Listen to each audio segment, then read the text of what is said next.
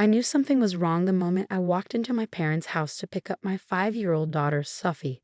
The unusual silence hit me first. No pitter-patter of little feet, no giggles, no greeting from my energetic child who usually ran to the door. "Hello," I called out, my steps quickening. "Sophie." My sister Diane appeared from the kitchen, looking oddly composed. "Oh hey, Sophie's taking a nap." A nap? At 5 p.m. Sophie hadn't taken afternoon naps since she was 3. Even then, getting her to sleep was like trying to catch a tornado in a jar. She was tired, Diane shrugged, blocking my path to the stairs. Maybe she wouldn't be so exhausted if you weren't dragging her to all those activities. The criticism was nothing new. Since my divorce 2 years ago, Diane had appointed herself the expert on my parenting choices. According to her, everything I did was wrong. From enrolling Sophie in ballet to working full-time. "Where is she?" I pushed past her, my mother's voice floating up from the basement. "Martha, wait. Let her sleep." But I was already taking the stairs 2 at a time. Sophie lay motionless on the guest bed, her favorite unicorn plushie clutched loosely in her small hands. Her breathing seemed shallow, her face unusually pale. "Sophie." I touched her cheek. She didn't stir. "Sophie, baby, wake up." When shaking her gently produced no response, panic clawed at my throat. I scooped her up, her body limp in my arms. "What did you do?" I screamed. "What's wrong with my daughter?" My mother and Diane appeared in the doorway. "Stop being dramatic." Diane rolled her eyes.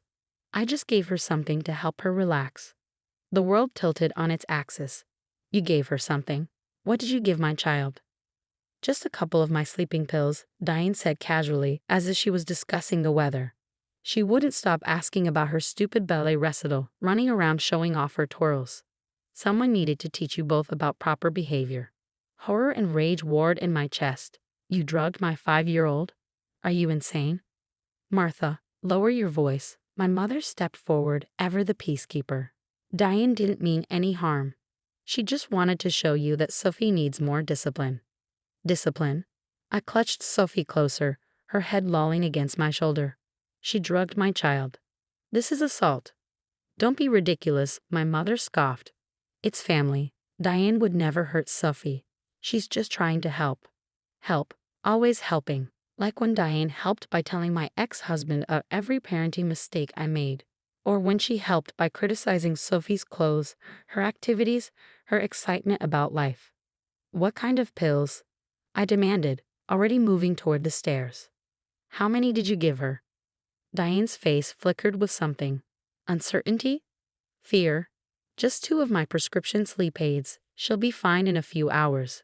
"A few hours?" My voice rose hysterically. "She's 5 years old. Those pills aren't meant for children." "Now, Martha," my mother touched my arm. "Let's handle this privately. No need to make a scene. Sophie will wake up soon, and we can all discuss this calmly." I jerked away from her touch. "Discuss what?" "How my sister drugged my daughter and you're trying to cover it up." "I'm trying to prevent you from overreacting." My mother's voice hardened. "Diane made a mistake, but going outside the family will only make things worse. Think about Sophie's future. Do you want her to be known as the girl whose aunt was arrested?" "Arrested?" Diane's composure cracked. "Mom, you said we'd handle this." "Nobody's handling anything." I spat, carrying Sophie toward the front door. "I'm taking my daughter to the hospital, and then I'm calling the police." "You can't." Diane grabbed my arm. "I only did it to show you what happens when you let her run wild. She needs structure, discipline." "Let go of me," I warned, my voice deadly quiet. "You lost any right to an opinion about my daughter when you decided to drug her." "Martha, please," my mother begged. "Think about what this will do to the family. We can work this out ourselves." I looked at them both, my sister, whose jealousy and control issues had finally crossed an unforgivable line, and my mother, whose desire to keep peace had enabled every toxic dynamic in our family. Family? I laughed bitterly. Family doesn't drug children. Family doesn't cover up abuse. And I'm done pretending this is normal. "If you do this," my mother warned, "there's no going back." Good. I reached my car, struggling to open the door while holding Sophie, because I never want to go back to thinking this was okay. As I buckled Sophie into her car seat, her breathing still too shallow, her small body too still, Diane called from the porch. "You're overreacting. She'll be fine." I slammed the car door and turned to face them one last time. "You know what, Diane? You wanted to teach me a lesson. Well, here's one for you. Actions have consequences. And this time you're going to face yours." I pulled out my phone and dialed 911 as I got behind the wheel, watching my mother and sister's faces change from righteous anger to fear in the rearview mirror. 911. "What's your emergency?" "I need an ambulance," I said clearly. "My sister deliberately drugged my 5-year-old daughter with prescription sleeping pills. I'm driving her to Memorial Hospital now, and I want to report an assault on a minor." As I drove away, I could see my mother and sister gesturing frantically in my rearview mirror. But for the first time in my life, their disapproval meant nothing compared to the weight of my unconscious daughter in the backseat. This time, there would be no sweeping things under the rug. This time, I would protect my child, no matter the cost to our so-called family peace. The emergency room erupted into action the moment I carried Sophie through the doors. Within seconds, a team of medical professionals whisked her away, leaving me clutching her unicorn plushie and answering rapid-fire questions from the staff. 2 sleeping pills, prescription strength. About 3 hours ago, my voice shook as I recounted what happened. The nurse's face darkened with each detail. Dr. Patterson, a pediatric emergency specialist, arrived quickly. "We're running toxicology screens and monitoring her vital signs. Mrs. Wilson, I need to be clear, this could have been fatal.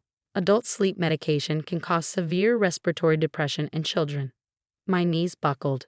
A nearby nurse guided me to a chair as 2 police officers entered the room. Behind them, I spotted my mother and Diane trying to get past hospital security. "Let us in," my mother demanded. "That's my granddaughter." "Mrs. Wilson." One officer stepped forward while his partner dealt with my family. "I'm Officer Martinez. We need to take your statement." As I described the events, my phone buzzed continuously with messages. "Mom, don't do this to your sister." "Diane, you're destroying everything over nothing." "Mom, Sophie will hate you for breaking up the family." Officer Martinez noticed my distress. "Would you like us to confiscate your phone as evidence?" "Yes," I whispered, handing it over. "They won't stop." A social worker named Miss Torres joined us, her kind eyes radiating competence. "Mrs. Wilson, given the circumstances, we're implementing immediate protective measures. No one except medical staff and you will be allowed near Sophie." Through the window, I could see my mother crying dramatically while Diane argued with hospital security. The sight that would have once filled me with guilt now only strengthened my resolve. "Your sister admitted giving the medication to Sophie," Officer Martinez confirmed. "Yes, she was proud of it. Said she was teaching us both a lesson." My voice broke. "My mother wanted to hide it, said we should handle it privately." Ms. Torres made notes. "This suggests premeditation and a pattern of enabling behavior. We'll need to file a formal report with Child Protective Services." A commotion outside drew our attention. Diane had somehow slipped past security and burst into the room. "You ungrateful bitch," she screamed. "After everything I've done to help you raise her properly." Officer Martinez moved swiftly, restraining Diane as she lunged toward me. "Ma'am, you're under arrest for assault on a minor and now attempted assault." "You can't arrest me. I'm her aunt. I was helping." As they led Diane away in handcuffs, my mother appeared in the doorway, face contorted with anger and fear. "Martha, stop this now. Drop the charges. Think about your sister's career. Think about Sophie." I shot back. "She could have died. She's fine. You're just jealous because Diane's always been better with her than you." Miss Torres stepped between us. "Ma'am, you need to leave or you'll be removed. I'm her mother. And I'm Sophie's mother." I stood up, finding strength I didn't know I had. "You both lost the right to be near her the moment you decided drugging the child was acceptable." Security finally escorted my mother out, her threats and pleas echoing down the hallway. Dr. Patterson returned with news that made my heart soar. Sophie was starting to wake up. "She's groggy but stable," he explained. "We'll keep her overnight for observation, but she should make a full recovery." In Sophie's room, I held her tiny hand as she slowly opened her eyes. "Mommy," she mumbled. "I'm here, baby. You're safe now." Aunt Diane said I was too excited. said I needed to learn to be quiet. Tears rolled down her cheeks. Did I do something bad? No, sweetheart. I kissed her forehead, fighting back my own tears. You did nothing wrong.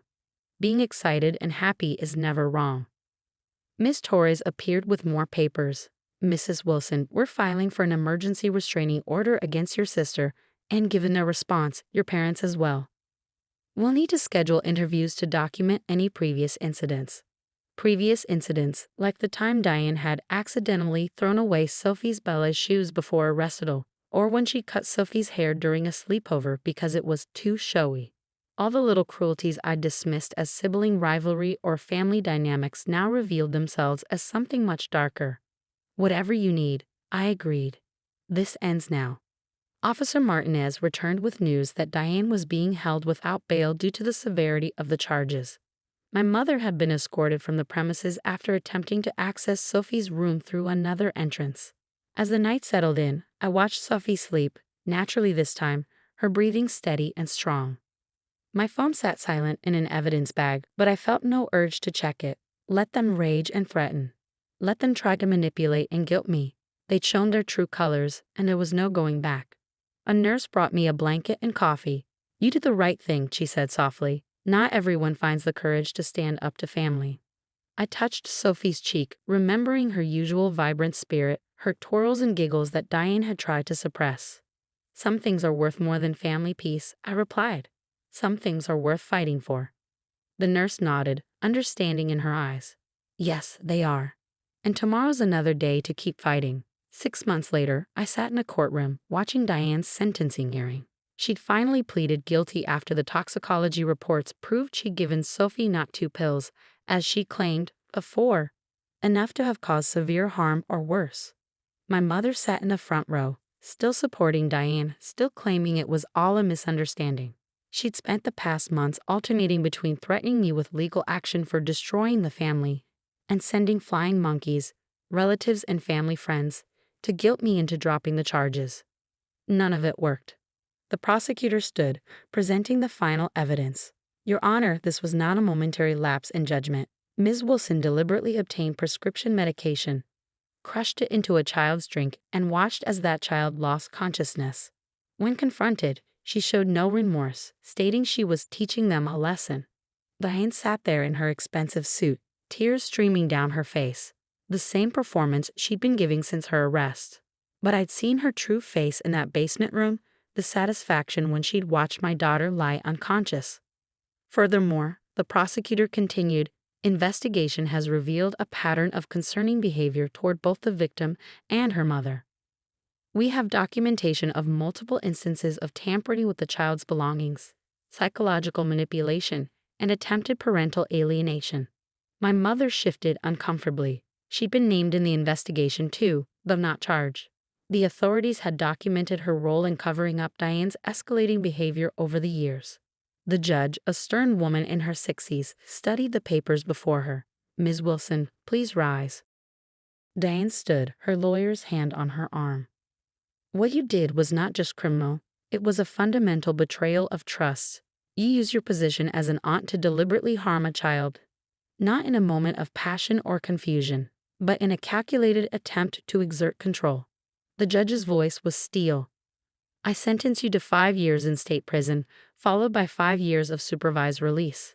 You will undergo mandatory psychological evaluation and treatment. Additionally, a permanent restraining order will remain in effect, protecting both the minor child and her mother. My mother's wail echoed through the courtroom. Diane's composed facade cracked, showing the rage beneath. This is your fault, she screamed at me, you ungrateful, attention-seeking. Remove the defendant, the judge ordered, and bailiffs led Diane away. Outside the courthouse, my mother made one last attempt. Martha, please, she's your sister. Family forgives. I turned to her, feeling oddly calm. You know what, Mom? Sophie forgave me for letting this happen for so long. That's the only forgiveness I needed. You've ruined everything, she spat. I'll never forgive you for this. I know, I replied, and I'm finally okay with that. Later that evening, I watched Sophie at her new ballet studio, twirling with abandon, her face bright with joy. After months of therapy, she was finally dancing again, her confidence returning bit by bit. Mom, she called, running over during a break. Did you see my pirouette? Ms. Adams says I'm getting better. You're amazing, sweetheart. I hugged her, breathing in the scent of her hair, feeling her solid and warm and alive in my arms. Is Aunt Diane going away for a long time? She asked suddenly. Yes, baby, she can't hurt you anymore. She nodded, thoughtful. And Grandma? She's not allowed to see us either, remember? Not until she understands what she did wrong. Like when I have to sit in timeout to think about my actions. I smiled at her simple wisdom, exactly like that. After ballet, we went home to our new apartment across town. Sophie's room was decorated with dancing butterflies and fairy lights, a far cry from the sensible decor Diane had always insisted children should have. As I tucked her in, Sophie asked, Mom, are you sad about not having a sister anymore? I sat on the edge of her bed, considering how to answer. I'm sad about not having the sister I wish I had. But I'm not sad about protecting you. Like how you're my protector in the story we made up? Yes, just like that. After she fell asleep, I sat in our small living room, looking at a new message from my mother. Diane's lawyer says she can get out early with good behavior. You can still fix this. Families should stick together. I deleted the message without responding. On my wall hung Sophie's latest art project, a drawing of us as superheroes, standing tall and strong. The Brave Girls, she titled it, with a rainbow arching over our heads. My phone buzzed again, but this time it was Ms. Torres, the social worker who'd become a friend. Heard about the sentencing. How are you holding up? We're good, I texted back. Really good. And we were. We'd lost a family but gained ourselves. Sophie was dancing again, laughing again, being a child again. I was standing taller, speaking louder, being the mother she deserved. Some would call it a sad ending, a family torn apart, relationships severed. But sitting there, listening to my daughter's peaceful breathing from the next room, I knew better. This wasn't an ending at all. It was a beginning.